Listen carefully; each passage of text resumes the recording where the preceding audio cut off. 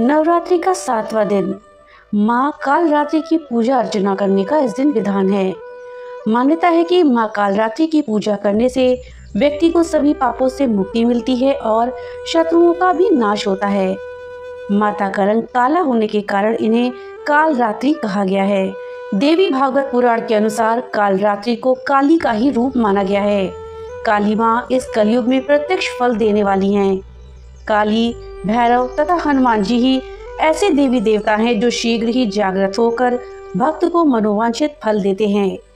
काली के नाम और रूप अनेक हैं, किंतु लोगों की सुविधा और जानकारी के लिए इन्हें भद्रकाली, दक्षिण काली, मातृकाली या महाकाली कहा जाता है। दुर्गा सप्तशती में महिषासुर के वध के समय माँ भद्रकाली की कथा का वर्णन मिलता है कि युद्ध के समय भयानक दैत्य समूह देवी को रणभूमि में आते देखकर उनके ऊपर ऐसे बाणों की वर्षा करते हैं जैसे बादल मेरुगिरी के शिखर पर पानी की धार बरसाते हो। तब देवी ने अपने बाणों से उस बाण समूह को अनायास ही काटकर उसके घोड़े और सारथियों को मार डाला। साथ ही उसके धनुष तथा अत्यंत ऊंची ध्वजा को भी तत्काल काट गिराया। धनुष कट जाने पर उनके अंगों को अपने बाणों से बींध डाला और भद्रकाली ने शूल का प्रहार किया। उससे राक्षस के शूल के सैकड़ों टुकड़े हो गए और वो महादैत्य प्राणों से हाथ धो बैठा। दोस्तों, आज इस वीडियो में हम माँ कालरात्रि की कथा का श्रवण करेंगे, साथ ही इनकी पूजा विधि को जानेंगे। इस जानकारी के लिए वीडियो में हमारे साथ अंत तक बने रहिएगा, जिससे कि आपको सही और सटीक जानकारी प्राप्त हो पाए। नमस्कार दोस्तों, राधे राधे। आपके हमारे चैनल ज्ञान शास्त्र में आप सभी का स्वागत है। माँ कात्यायनी द्वारा महिषासुर के वध के बाद समस्त लोकों में शांति स्थापित हो गई। कई युगों और कल्पों तक सद्भाव कायम रहा, जब तक कि शक्तिशाली राक्षसों ने पुनः उठकर इस सद्भाव को भंग नहीं कर दिया। दुर्गा सप्तशती में शक्तिशाली राक्षसों शुंभ और निशुंभ तथा देवी माँ के बीच युद्ध की मनोरम कथा का वर्णन किया गया है। शुंभ और निशुंभ दो शक्तिशाली राक्षस भाई थे जो शक्ति और प्रभुत्व की खोज में निकले थे। उन्होंने एक विशाल सेना एकत्र करी और देवताओं के स्वर्गलोक देवलोक पर आक्रमण कर दिया। अपनी अपार शक्ति और प्रचंडता से राक्षसों ने देवताओं को पराजित किया, उनके सिंहासन छीन लिए और देवलोक पर अधिकार कर लिया। अपने पद, शक्ति और यहाँ तक कि निवास स्थानों के छिन जाने से व्यथित देवताओं ने मार्गदर्शन के लिए देवताओं के महान शासक इंद्र की ओर रुख किया। दैवीय हस्तक्षेप की आवश्यकता को समझते हुए इंद्र देवताओं को भगवान शिव और उनकी पत्नी देवी पार्वती की सहायता लेने के लिए पवित्र हिमालय ले गए। भगवान शिव के धाम पहुंचकर देवताओं ने उनसे मुक्ति के लिए प्रार्थना करी। उनकी हार्दिक प्रार्थनाएं माता पार्वती तक पहुंची, जो उस समय स्नान कर रही थीं। उनकी प्रार्थनाओं के फलस्वरूप देवी पार्वती ने हस्तक्षेप करने और ब्रह्मांड को राक्षसों के अत्याचारी शासन से बचाने का निश्चय किया। देवी पार्वती ने अपनी दिव्य बुद्धि से अंबिका नामक एक भव्य रूप की रचना करी। देवी अंबिका एक तेजस्वी और विस्मयकारी देवी थी, जो दिव्य अस्त्रों से सुसज्जित थी और दिव्य प्राणियों से घिरी हुई थी। उन्हें दुष्ट राक्षसों का सामना करने और देवलोक में शांति स्थापित करने के लिए अपार शक्ति और पराक्रम प्रदान किया गया था। जैसे ही देवी अंबिका के नेतृत्व में दिव्य सेना युद्ध भूमि की ओर बढ़ी, शुंभ और निशुंभ ने अपने सबसे दुर्जय सेनापतियों चंड और मुंड को आसन्न खतरे का सामना करने के लिए भेज दिया। दैत्यों का मानना था कि उनके सेनापति अजेय हैं और किसी भी शत्रु को आसानी से परास्त कर देंगे। यहाँ तो बस एक कोमल स्त्री थी। हालांकि देवी अंबिका का दिव्य पराक्रम अद्वितीय था। उन्होंने युद्ध में सहायता के लिए काली, जिसे कालरात्रि भी कहा जाता है, नामक एक भयंकर और भयानक रूप का आवाहन किया। काली एक अंधियारी और दुर्जयी देवी थी, जो अपार शक्ति और प्रचंडता का संचार करती थी। उनकी सहायता से देवी अंबिका ने शीघ्र ही चंड और मुंड का संहार कर दिया, जिससे राक्षस सेना स्तब्ध और निराश हो गई और उन्हें चामुंडा नाम दिया गया। अपने सेनापतियों की हार से विचलित हुए बिना शुंभ और निशुंभ ने चामुंडा पर अपनी पूरी शक्ति झोंक दी। दैत्यों और देवी के बीच युद्ध जारी रहा और आकाश भी ब्रह्मांडीय शक्तियों के इस संघर्ष का साक्षी बन रहा था। देवी चंडी और देवी कालरात्रि को पराजित करने के लिए शुंभ और निशुंभ ने अब अपने सबसे दुर्जय योद्धा रक्त बीज को बुलाया। रक्त बीज के पास एक अनोखी शक्ति थी जिससे वो जमीन पर गिरने वाले अपने रक्त की प्रत्येक बूंद से स्वयं को गुणा कर सकता था। इस शक्ति के कारण वो लगभग अविनाशी था, क्योंकि जमीन पर गिरने वाले उसके रक्त की प्रत्येक बूंद से उसके अनगिनत प्रतिरूप उत्पन्न होते थे। देवी कालरात्रि ने अपनी अपार शक्ति और दृढ़ संकल्प के साथ रक्त बीज के विरुद्ध वीरता पूर्वक युद्ध किया।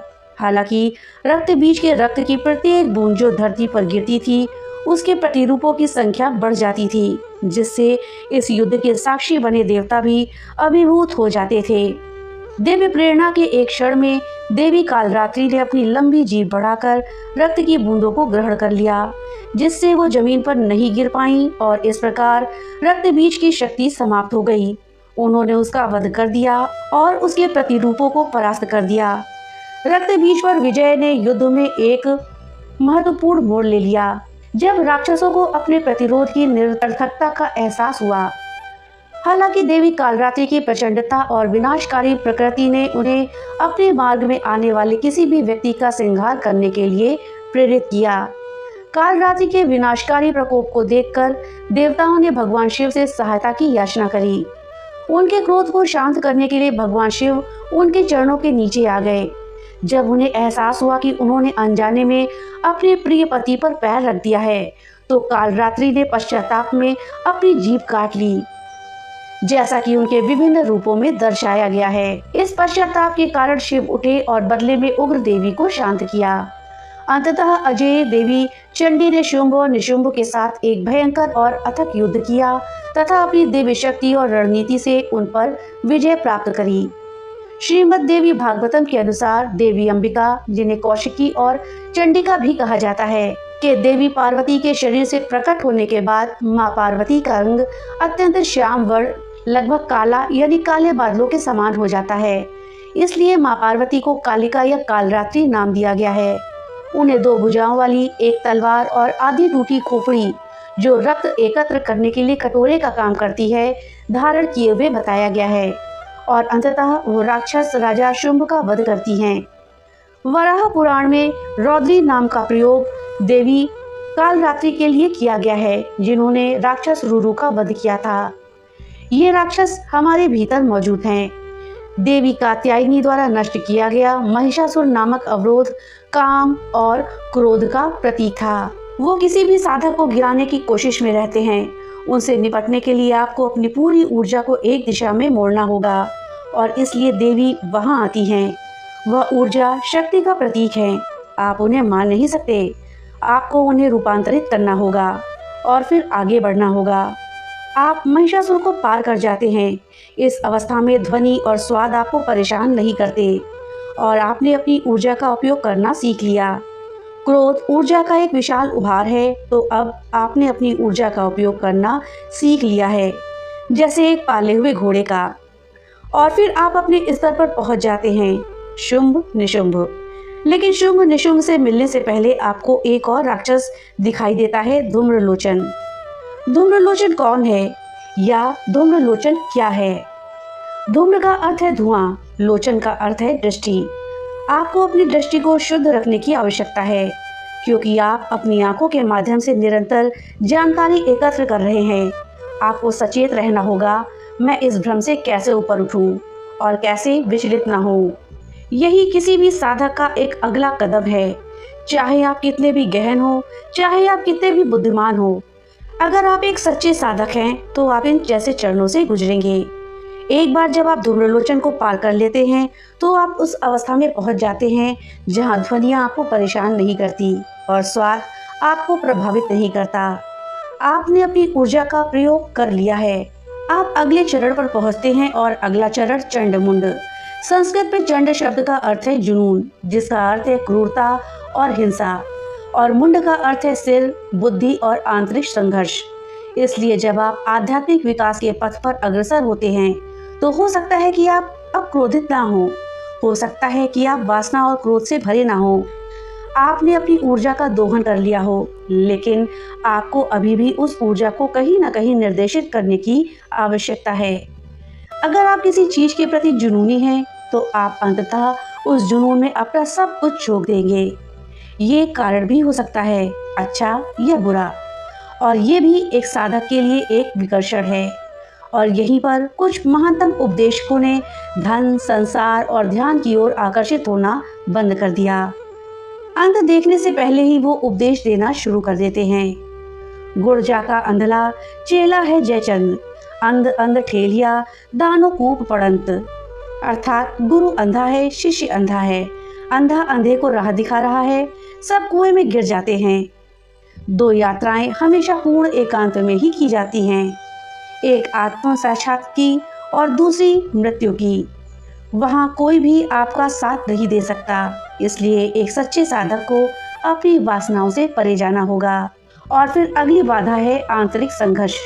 जब आप परम सत्य के प्रति गंभीर होते हैं तो आपके मन में ढेर सारे संघर्ष होते हैं। क्या मैंने सही कदम उठाया या नहीं? आप पश्चाताप, अफसोस, अपराध बोध से गुजरेंगे।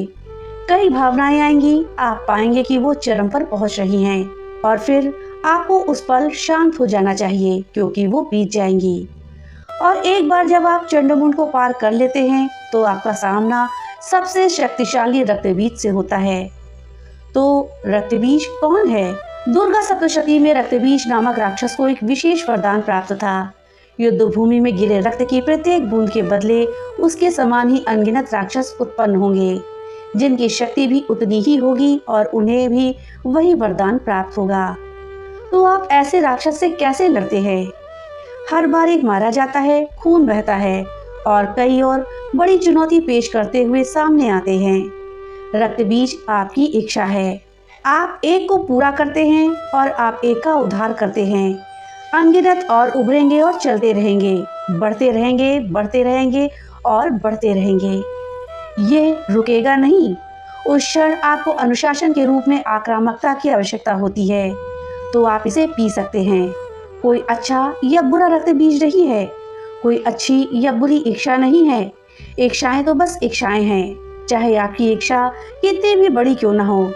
आप एक को पूरा करते हैं और अधिक आ जाएंगी, तो अब आप इससे अप्रभावित हैं कि लोग आपसे क्या कहते हैं, क्या सुनते हैं, आपको क्या दिया जाता है। स्वाद लें, आपने अपनी ऊर्जा का उपयोग करना सीख लिया है। आप काम और क्रोध से ऊपर उठ गए हैं।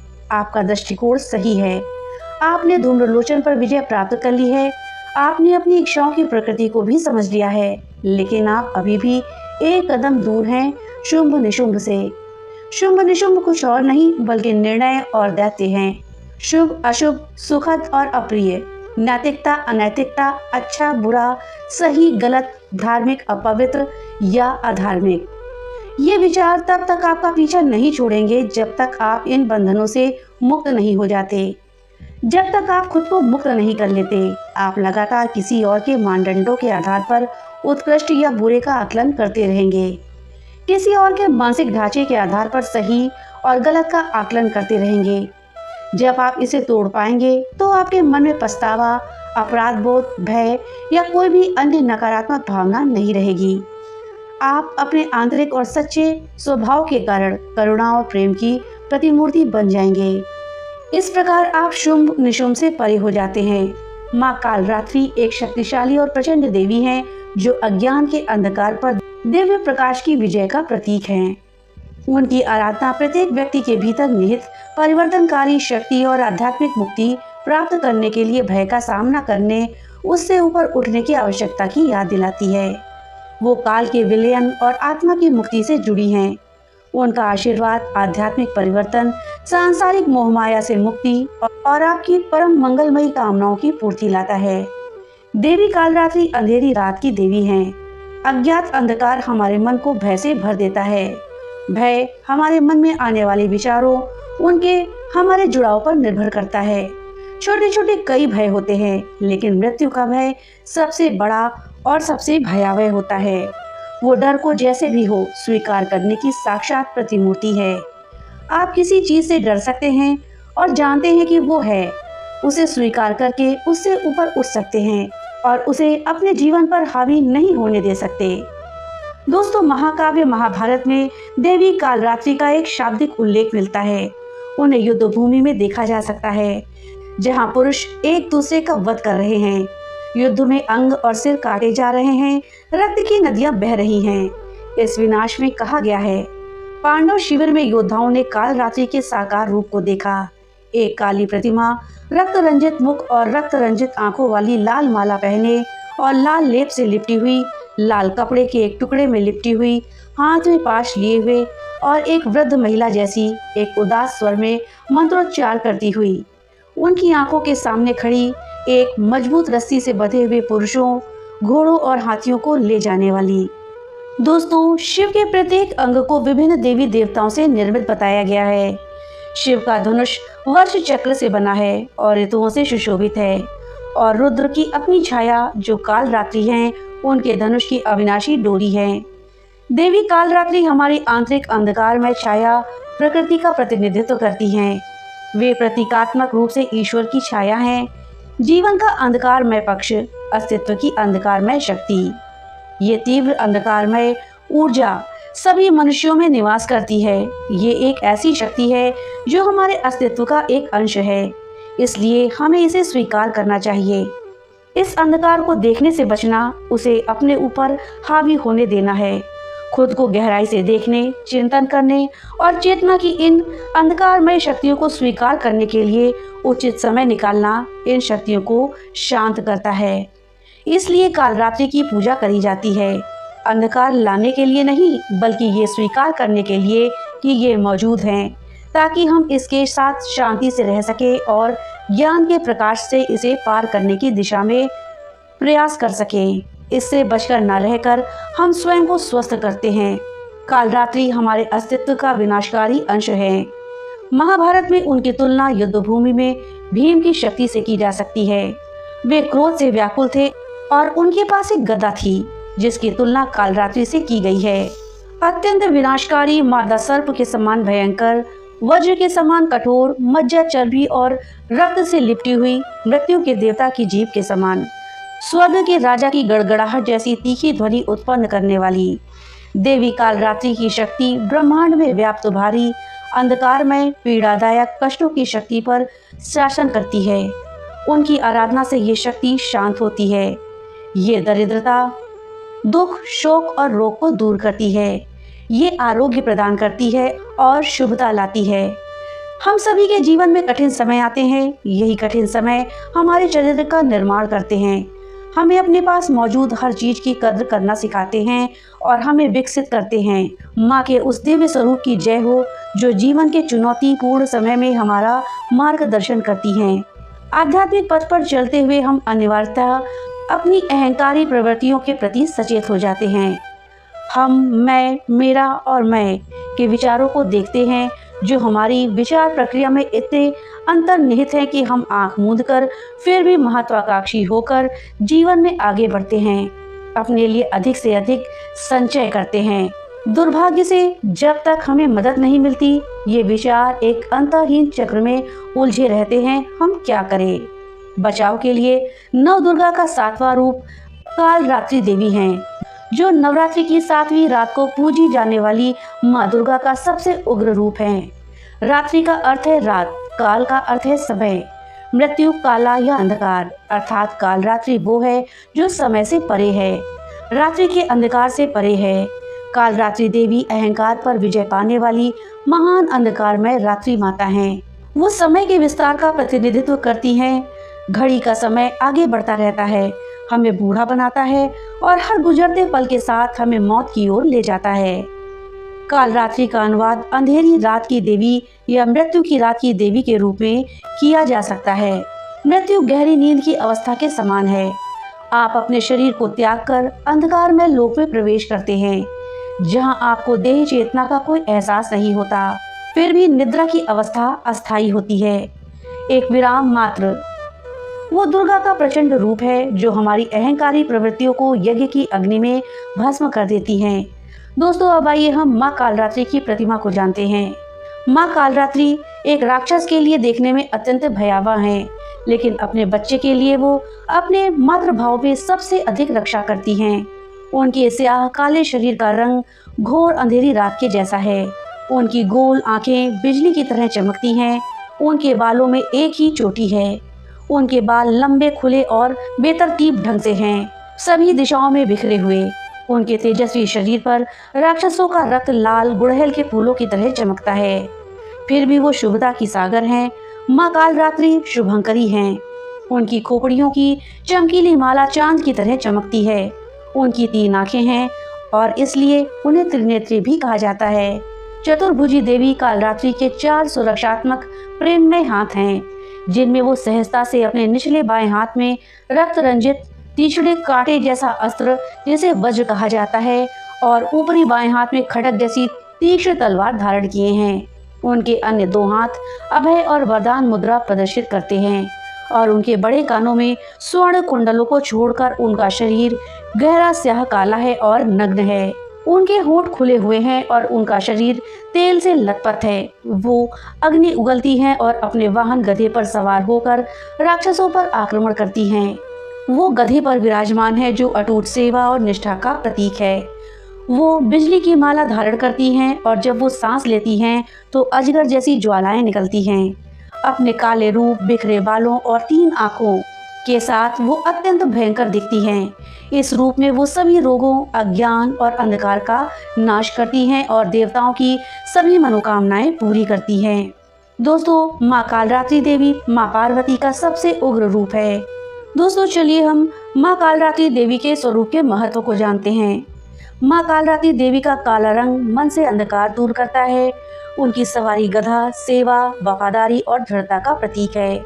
उनकी लोहे की कटार नकारात्मक शक्तियों पर तीक्ष्ण प्रहार है और बिजली, अविनाशी हीरा, वज्र जैसी कठोर शक्ति, और ऊपरी दाहिना हाथ वरदान देता है और उनका निचला दाहिना हाथ निर्भयता का आशीर्वाद देता है। उनकी चोटी एकल चोटी राक्षसों द्वारा किए गए विनाश पर शोक और क्रोध का प्रतिनिधित्व करती है और उनके खुले बाल भयंकर, जंगली और अदम्य हैं। उनकी वज्र शक्ति का एक विशेष महत्व है।